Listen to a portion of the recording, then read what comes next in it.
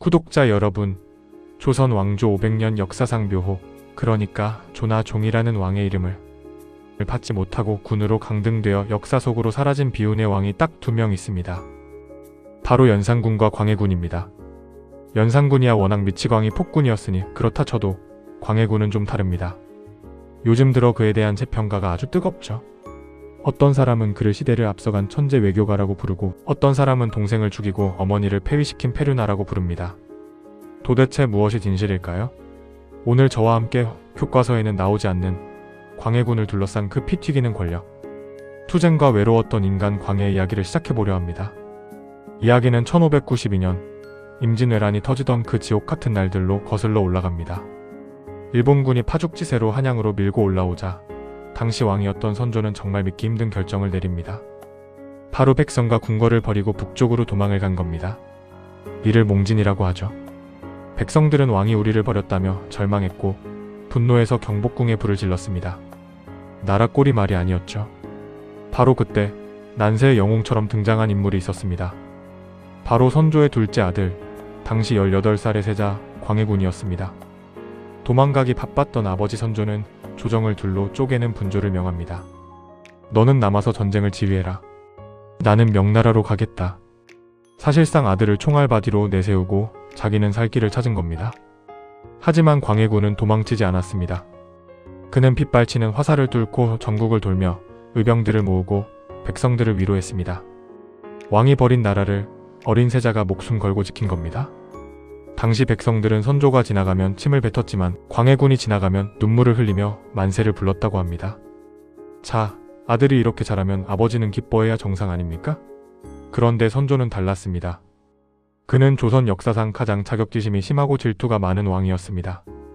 백성들이 자신이 아니라 아들 광해군을 더 따르고 칭송하니까 그때부터 아들을 정적이자 라이벌로 여기기 시작합니다.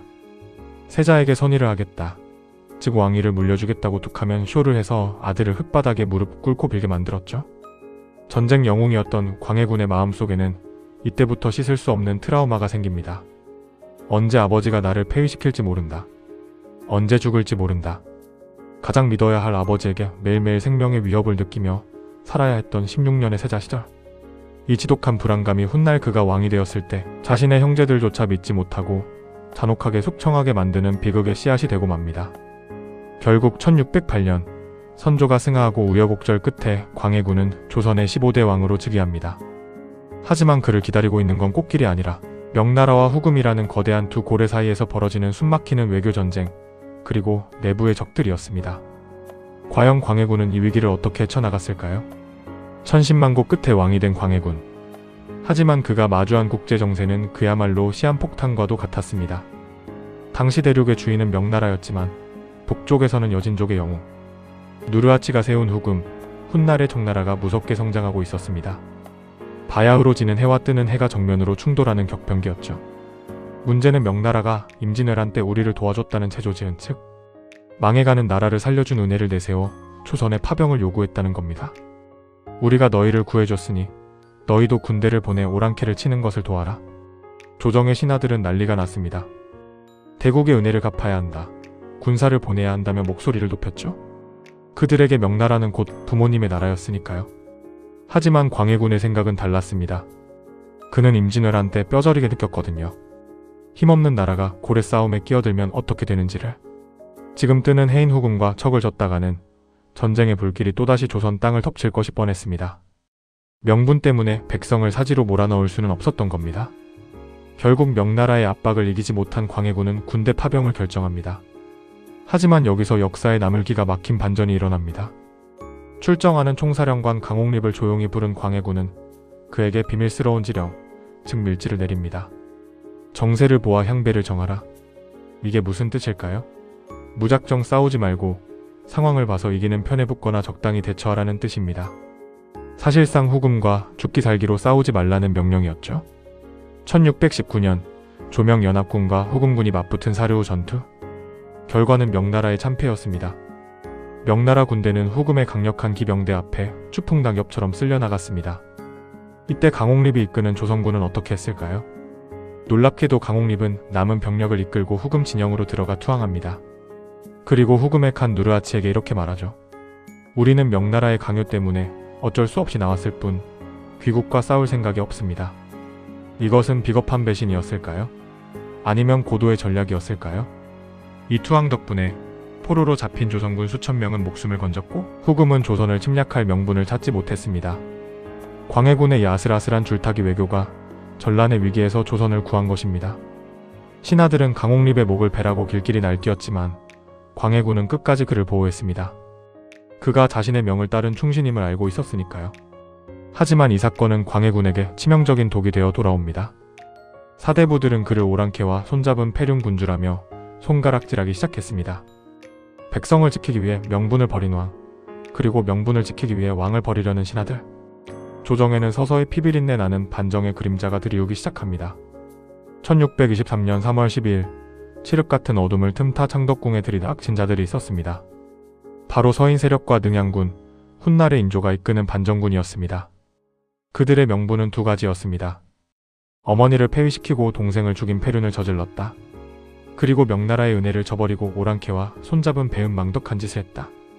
재위 15년 만에 광해군은 왕위에서 쫓겨나 패주가 되었습니다. 그토록 백성을 지키려 했던 왕은 아이러니하게도 백성들이 보는 앞에서 죄인의 모습으로 궁궐에서 끌려 나왔습니다. 그는 강화도, 태안, 그리고 저 멀리 제주도까지 무려 18년 동안 유배 생활을 해야 했습니다. 그의 말년은 비참했습니다. 아내와 아들은 유배지에서 탈출을 시도하다 실패해 죽었고 며느리도 자결했습니다. 홀로 남은 광해군은 자신을 감시하는 나졸에게 영감 소리를 들어가며 모욕을 견뎌야 했습니다. 한때 조선의 운명을 짊어졌던 왕의 마지막 모습치고는 너무나 쓸쓸하고 초라했습니다. 1641년 그는 제주도의 차디찬 바람 속에서 67세의 일기로 생을 마감합니다. 그가 죽고 난 뒤 역사는 그를 철저히 지워버렸습니다. 묘호도 없이 군으로 강등되었고 실록 대신 일기로 기록되었습니다. 승자인 서인들에 의해 그는 영원히 씻을 수 없는 폭군과 패륜하로 낙인 찍혔죠. 하지만 역사는 돌고 도는 것일까요? 오늘날 우리는 그를 다시 평가하고 있습니다. 만약 인조 반정이 일어나지 않았다면, 그리하여 광해군의 중립 외교가 계속되었다면, 과연 조선은 병자호란이라는 왕이 오랑캐에게 무릎 꿇는 치욕적인 역사를 겪었을까요? 구독자 여러분, 광해군 그는 폭군이었을까요? 아니면 성군이었을까요? 분명 그는 왕권을 지키기 위해 가족을 희생시킨 비정한 권력자였습니다. 하지만 동시에 명분보다 백성의 생명을 더 귀하게 여겼던 조선 역사상 가장 실리적이고 현실적인 군주이기도 했습니다. 지금 우리나라도 미중 패권 경쟁이라는 거대한 소용돌이 속에 있습니다. 400년 전 광해군의 고뇌가 오늘을 살아가는 우리에게도 결코 남의 일처럼 느껴지지 않는 것은 왜일까요? 오늘 이야기가 가슴에 울림을 주셨다면 구독과 좋아요 부탁드립니다.